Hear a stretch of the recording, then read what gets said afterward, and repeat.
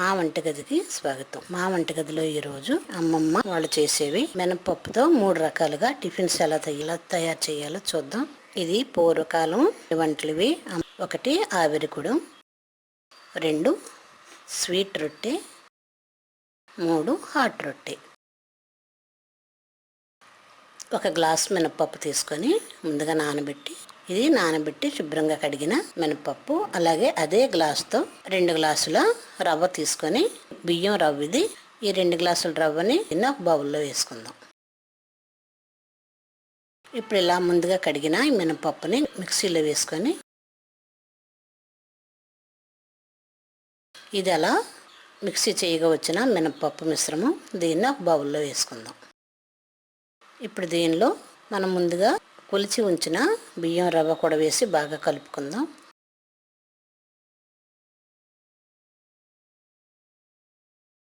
ఇలా కలిపి దీన్ని మూతపెట్టి ఒక 3 గంటలు పక్కన పెడదాం. ఇలా పెడితే పిండి పులుస్తుంది.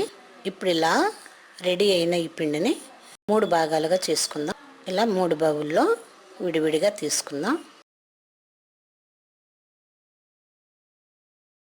ఇప్పుడు వీటిలో 1 స్వీటు, 1 ఆవిరి, 1 బౌల్లో కొద్దిగా ఉప్పు, కట్ చేసిన ఉల్లి, పచ్చిమిర్చి, కొత్తిమీర వేసి కలుపుకుందాం.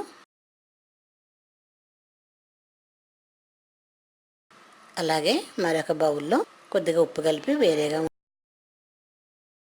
ఇది బాగా కలిపి దీన్ని పక్కన పెడదాం.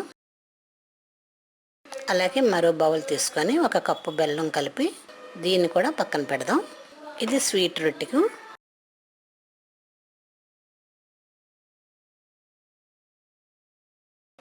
ఇప్పుడు స్టవ్ పై ఆవిరి కుడుము వేసి పాత్ర పెట్టి, ఈ ఆవిరి కుడుము వేసి ఈ ప్లేట్కి కొద్దిగా ఆయిల్ రాసి, దీని మీద మనం ఏమీ కలపకుండా ప్లెయిన్గా ఉంచిన ఈ మినప్పిండిని వేసి ఆవిరి మీద ఉడికించుకుందాం. ఆవిరి మీద 10 నిమిషాలు ఉడికిస్తే ఆవిరి కుడుము రెడీ అవుతుంది.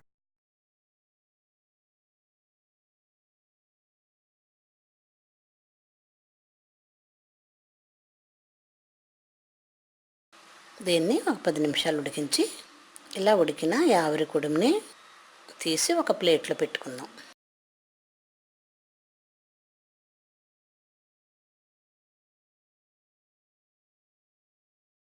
ఇప్పుడు ఇలా రెడీ అయిన ఈ ఆవిరి కుడుముని తీసి ఒక ప్లేట్లో పెట్టుకొని, కొద్దిగా కారపొడి, దానిలో కొద్దిగా నెయ్యి కూడా వేసి సర్వ్ చేసుకుందాం. మా వంటగదిలో ఆవిరి కుడుము రెడీ అయింది.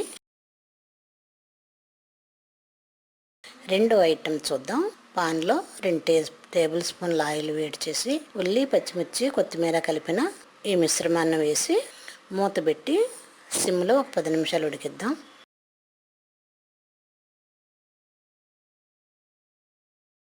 ఇప్పుడు హాట్ మినప రొట్టె రెడీ అవుతుంది. 10 నిమిషాలు అయిన తర్వాత దీన్ని 2వ వైపు తిప్పుదాం. ఎంతో రుచిగా ఉండే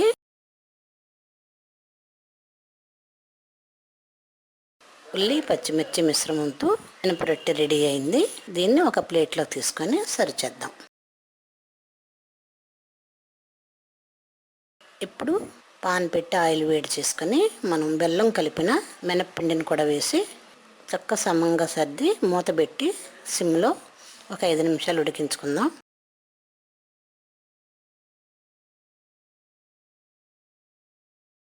దీన్ని ఒక ప్లేట్లో తీసుకొని మెల్లగా 2వ వైపు కూడా తిప్పి మరొక 5 నిమిషాలు ఉడికించుకుందాం. ఇప్పుడు బెల్లం రొట్టె కూడా రెడీ అయింది.